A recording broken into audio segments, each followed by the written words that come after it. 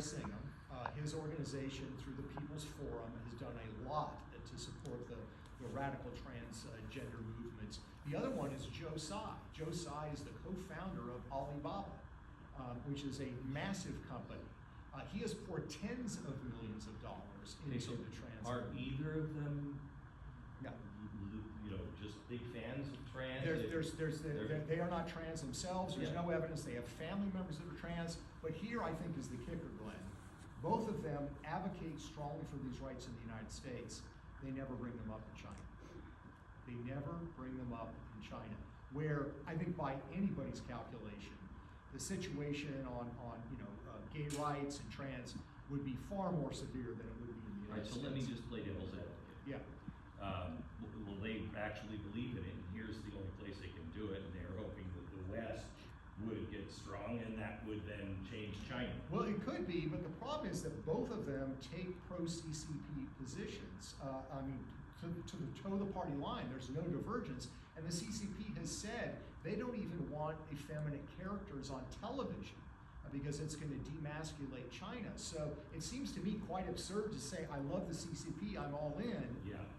but I'm in favor of these trans rights. I think the more logical explanation is they view this as a form of warfare against the United States. So there was a revelation, a bunch of information that came out. I'm trying to remember who came out with it just a few weeks ago. And they were talking about how the Five Eyes are now joining together and doing cognitive warfare on, we're doing it for Britain and Britain's doing it for us here. Yeah. And the Chinese are doing cognitive warfare as well.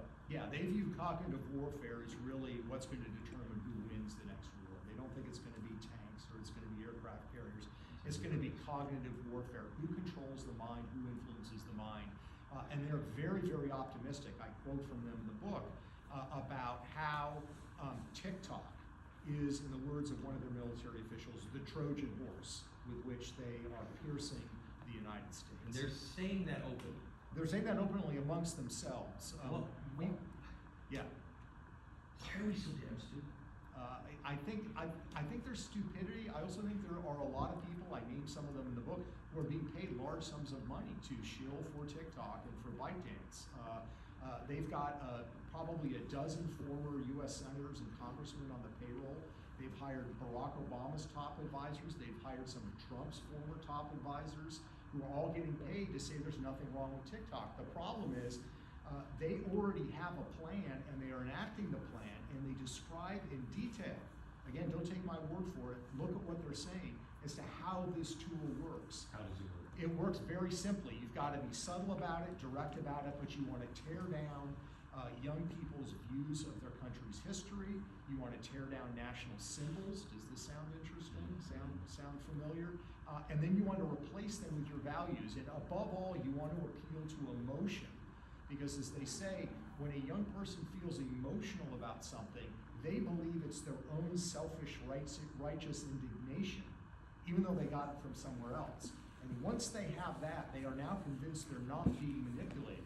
Now they're malleable in your hands. That's the way that these propagandists do it and describe it. And they see that TikTok is this sort of super highway to America's young people. Here's the thing, ByteDance, which controls TikTok, it's the parent company, has a joint venture. Also does movies. Yes, ByteDance does, yeah, absolutely. Yeah, but ByteDance right now has been doing a joint venture with the Chinese Ministry of State Security, looking at how you can manipulate people on online media.